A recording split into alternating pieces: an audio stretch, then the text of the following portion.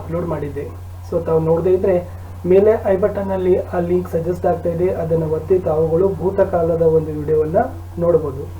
ಇದು ಇದೆ ವರ್ತಮಾನ ಕಾಲ ಮತ್ತು ಭವಿಷ್ಯತ್ ಕಾಲಕ್ಕೆ ಸಂಬಂಧಪಟ್ಟಂತೆ ವಿಡಿಯೋ. ಇದು ಎಲ್ಲ ಒಂದು ಸೆಂಟೆನ್ಸ್ ಸ್ಪರ್ಧಾತ್ಮಕ ಪರೀಕ್ಷೆಗಳಾಗಲಿ ಮತ್ತು ಪ್ರೌಢಶಾಲಾ ಹಂತದ ವಿದ್ಯಾರ್ಥಿಗಳಿಗೆ ತುಂಬಾನೇ ಉಪಯುಕ್ತವಾಗಿರತಕ್ಕಂಥ ಒಂದು ವಿಡಿಯೋ ಆಗಿದೆ. बच्चों शुरू करेंगे. काल में दूसरा प्रकार है कि वर्तमान काल. वर्तमान काल का अर्थ यह है क्रिया के जिस रूप से उसका वर्तमान यानी चल रहे समय में होने का पता चलता है उसे वर्तमान काल कहते हैं. ಕ್ರಿಯೆಯ ಯಾವ ರೂಪವು ವರ್ತಮಾನ ಅಂದ್ರೆ ಸದ್ಯದ ಸಮಯದಲ್ಲಿ ನಡೆದಿದೆಯೋ ಅದನ್ನು ತಿಳಿಸ್ಕೊಡ್ತಕ್ಕಂಥ ಕಾಲದ ಒಂದು ವಿಧವೇ ಅದುವೇ ವರ್ತಮಾನ ಕಾಲ ಅಂತ ಹೇಳ್ತೀವಿ. ಉದಾಹರಣೆಗಳಿದಾವೆ. ಪಿತಾಜಿ ಅಖಬಾರ್ ಪढ़ रहे हैं. ಸೊ ಪಿತಾಜಿ ಅವರು ಸಮಾಚಾರ ಪತ್ರಿಕೆಯನ್ನ ಓದುತ್ತಿದ್ದಾರೆ. ಸೊ ಇಲ್ಲಿ ಓದ್ತಕ್ಕಂಥ ಕೆಲಸ ಏನಾಗತ್ತಪ್ಪ ಅಂದ್ರೆ ಸದ್ಯದಲ್ಲಿ ನಡೆದಿದೆ. ಅದೇ ತರನಾಗಿ ಎರಡನೇ ಉದಾಹರಣೆ ಇದೆ. ಚಿಡಿಯಾ ಉಡ್ ರಹಿ ಹೈ. ಸೊ ಚಿಡಿಯಾ ಅಂದ್ರೆ ಚಿಟ್ಟೆಗಳು ಏನಾಗ್ತಾ ಇದ್ದಪ್ಪ ಅಂದ್ರೆ ಹಾರುತ್ತಿವೆ, ಹಾರ್ತಕ್ಕಂಥ ಕೆಲಸ ಸದ್ಯದಲ್ಲಿ ನಡೆದಿದೆ. ಈ ತರನಾಗಿ ವಾಕ್ಯದಲ್ಲಿ ಸಮಯ ಸದ್ಯದಲ್ಲಿ ನಡೀತಾ ಇದೆ ಅಂತಕ್ಕಂಥ ಸೂಚಿಸ್ತಕ್ಕಂಥ ಒಂದು ಕಾಲದ ಪ್ರಕಾರವೇ ವರ್ತಮಾನ ಕಾಲ ಅಂತ ಹೇಳ್ತೀವಿ. ವರ್ತಮಾನ ಕಾಲ ಮೇ 3 ಭೇದ ಮಾನೆ ಗಯೇ ಹೈ. ಸೊ ಭೂತಕಾಲದಲ್ಲಿ ಯಾವ ತರನಾಗಿ 6 ಪ್ರಕಾರಗಳಿದಾವಲ್ಲ ಅದೇ ತರನಾಗಿ ವರ್ತಮಾನ ಕಾಲದಲ್ಲಿನೂ ಕೂಡ 3 ಪ್ರಕಾರಗಳು ಇದಾವೆ. ಸೊ ಮೊದಲನೇ ಬತ್ತು ಸಾಮಾನ್ಯ ವರ್ತಮಾನ ಕಾಲ, दूसरा है अपूर्ण वर्तमान काल और तीसरा है संदिग्ध वर्तमान काल. ನೋಡ್ಕೊಂಡು ಬರೋಣ ಒಂದೊಂದು ಕಾಲದ ಅರ್ಥ ಮತ್ತು ಉದಾಹರಣೆಗಳು. पहला है बच्चों सामान्य वर्तमान काल. ಏನಿದೆಪ್ಪ ಅಂದ್ರೆ ಸಾಮಾನ್ಯ ವರ್ತಮಾನ ಕಾಲ ಅಂದ್ರೆ जिस क्रिया से वर्तमान काल में कार्य का होना या करना सामान्य रूप में पाया जाता है परंतु क्रिया का कोई ठीक समय निश्चित न हो उसे सामान्य वर्तमान ಕಾಲ್ कहते हैं.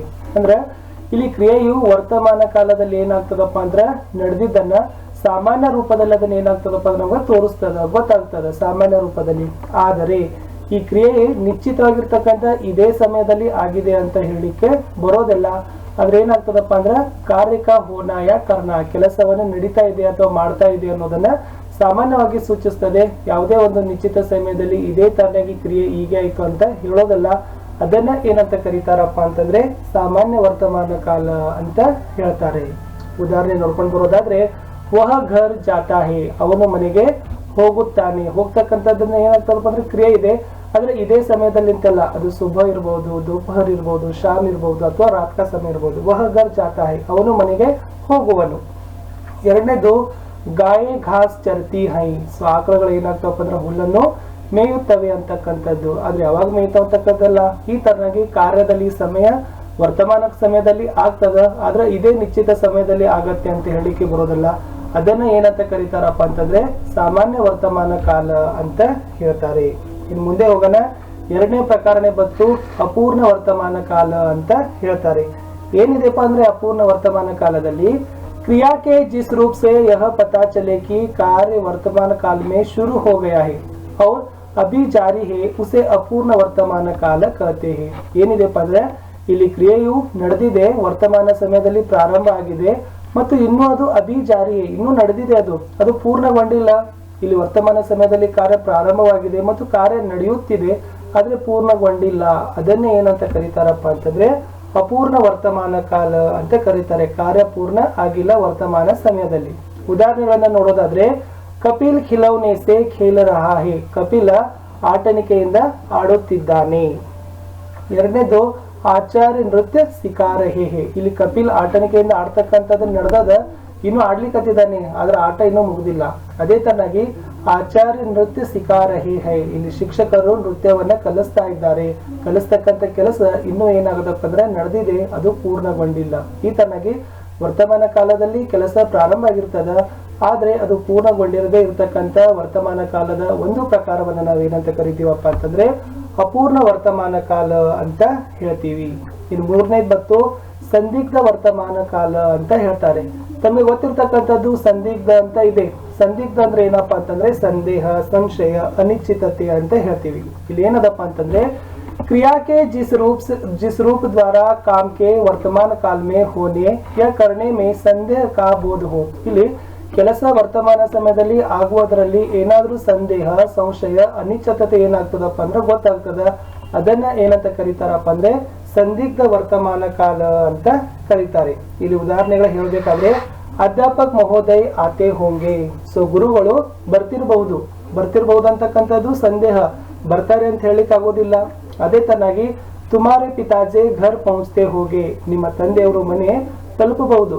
ಅಂದ್ರ ಮನೆ ತಲುಪ್ತಾರಂತಕ್ಕಂಥದ್ರಲ್ಲೂ ಸಂದೇಹ ಇದೆ. ನಾವು ನಿಶ್ಚಿತವಾಗಿ ಮನೆ ತಲುಪಿದ್ದಾರೆ, ಮನೆ ತಲುಪಬಹುದು ಅಂತಲ್ಲ, ಮನೆ ತಲುಪಬಹುದು. ಅದೇ ಈ ತರನಾಗಿ ಇಲ್ಲಿ ಏನಾಗ್ತದಪ್ಪ ಅಂದ್ರೆ ಸಂದೇಹ, ಅನಿಶ್ಚಿತತೆ ನಾವೇನ್ ಮಾಡ್ತೀವಪ್ಪ ಅಂದ್ರೆ ಕಾಣ್ತೀವಿ. ವರ್ತಮಾನ ಸಮಯದಲ್ಲಿ ಕೆಲಸ ಆಗುವುದರಲ್ಲಿ ಏನಾದರೂ ಸಂದೇಹ, ಅನಿಶ್ಚಿತತೆ, ಸಂಶಯ ಕಂಡು ಬಂದ್ರೆ ಅದನ್ನ ಏನಂತ ಕರೀತಾರಪ್ಪ ಅಂದ್ರೆ ಸಂದಿಗ್ಧ ವರ್ತಮಾನ ಕಾಲ ಅಂತ ಹೇಳ್ತಾರೆ. ಇಷ್ಟಿತ್ತು ಸಾಮಾನ್ಯ ವರ್ತಮಾನ ಕಾಲ ಆಗಿರ್ಬೋದು. ಆಮೇಲೆ ಎರಡನೇದು ಯಾವ್ದಿತ್ತು? ಸಾಮಾನ್ಯ ಆದ ನಂತರ ಅಪೂರ್ಣ ಆಯ್ತು.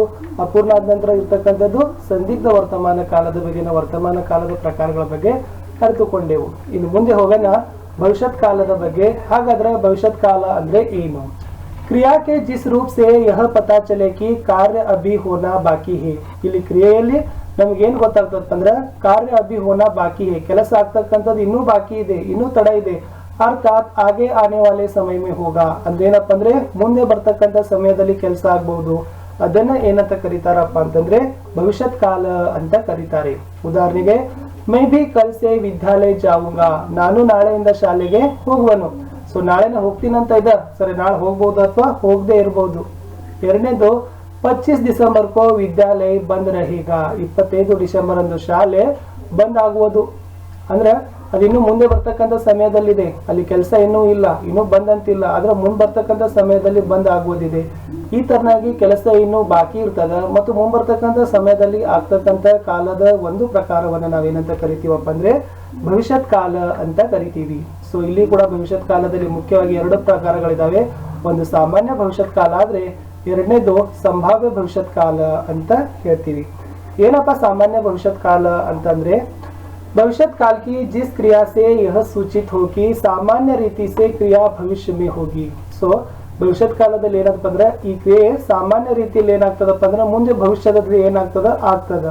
ಇಲ್ಲಿನೂ ಕೂಡ ಭವಿಷ್ಯ ಮೇ ಹೋನೆ ಕಾ ನಿಶ್ಚಿತ ಸಮಯ ಸೂಚಿತ್ ನ ಹೋ, ಇದು ಕೂಡ ನಿಶ್ಚಿತವಾಗಿ ಇದೇ ಸಮಯದಲ್ಲಿ ಮುಂಬರ್ತಕ್ಕಂಥ ಸಮಯದಲ್ಲಿ ಕೆಲಸ ಆಗ್ತದೆ ಅಂತ ಹೇಳಿಕ್ ಆಗೋದಿಲ್ಲ. ಆದ್ರೆ ಸಾಮಾನ್ಯವಾಗಿ ಭವಿಷ್ಯತ್ ಕಾಲದಲ್ಲಿ ಕೆಲಸ ಆಗುವುದೇ ಸಾಮಾನ್ಯ ಭವಿಷ್ಯತ್ ಕಾಲ ಅಂತ ಕರಿತೀವಿ. ಮುಂಬರ್ತಕ್ಕಂಥ ಸಮಯದಲ್ಲಿ ಆಗುವುದು ಸಾಮಾನ್ಯವಾಗಿ, ನಿಶ್ಚಿತ ಘಟನೆ ಇದೇ ನಿಶ್ಚಿತ ಸಮಯ ಅಂತ ಹೇಳಿಕೆ ಆಗೋದಿಲ್ಲ. ಉದಾಹರಣೆಗಾಗಿ ರೋಹನ್ ಆಮ್ ಖಾಯೇಗ, ರೋಹನ್ ಮಾವು ತಿನ್ನುವನು. ಸೊ ಅವ್ ತಿಂತಾನೋ ಏನೋ ಗೊತ್ತಿಲ್ಲ.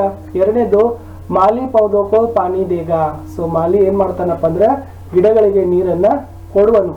ಸೊ ಕೊಡ್ತಾನೋ ಇಲ್ಲೋ ಇಲ್ಲ, ಆದ್ರೆ ಇದು ಸಾಮಾನ್ಯವಾಗಿ ರೀತಿಯಲ್ಲಿ ಏನಾಗ್ತದಪ್ಪ ಅಂದ್ರೆ ಮುಂಬರ್ತಕ್ಕಂಥ ಸಮಯದಲ್ಲಿ ಕೆಲಸ ಆಗ್ತದ. ಆದ್ರೆ ನಿಶ್ಚಿತವಾಗಿ ಸಮಯವನ್ನು ಇಲ್ಲಿ ಏನಾಗೋದಿಲ್ಲಪ್ಪ ಅಂದ್ರೆ ಸೂಚಿಸೋದಿಲ್ಲ.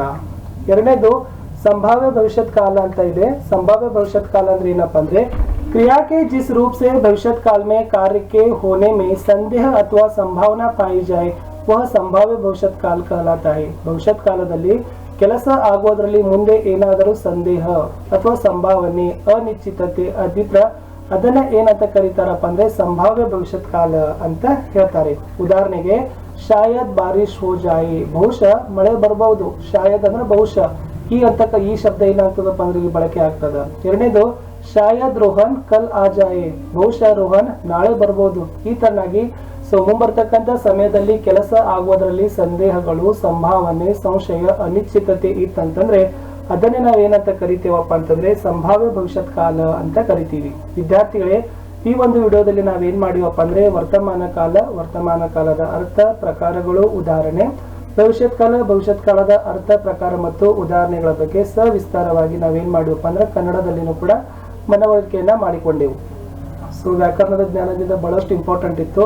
ಸಂಪೂರ್ಣವಾಗಿರ್ತಕ್ಕಂಥ ಹಿಂದಿ ವ್ಯಾಕರಣಗಳ ಪ್ಲೇಲಿಸ್ಟ್ ಲಿಂಕ್ ಅನ್ನ ಮೇಲೆ ನಿಮಗೆ ಐ ಬಟನ್ ಅಲ್ಲಿ ಲಿಂಕ್ ಸಜೆಸ್ಟ್ ಆಗ್ತಿದೆ, ಅಲ್ಲಿ ತಾವು ಒತ್ತಿ ಏನ್ ಮಾಡ್ಬೋದಪ್ಪ ಅಂತಂದ್ರೆ ವಿಡಿಯೋಗಳನ್ನ ನೋಡಬಹುದು. ಸೊ ವಿಡಿಯೋ ಇಷ್ಟ ಆದ್ರೆ ಒಂದು ಲೈಕ್ ಮಾಡಿ, ನಿಮ್ಮ ಫ್ರೆಂಡ್ ಸರ್ಕಲ್ಗೆ ಶೇರ್ ಮಾಡಿ, ಕಮೆಂಟ್ ಬಾಕ್ಸ್ ನಲ್ಲಿ ಒಂದು ಪೋಸ್ಟ್ ಮಾಡ್ಲಿಕ್ಕೆ ಸಹಿತನು ಮರೆಯದಿರಿ. ಸಿಗುವ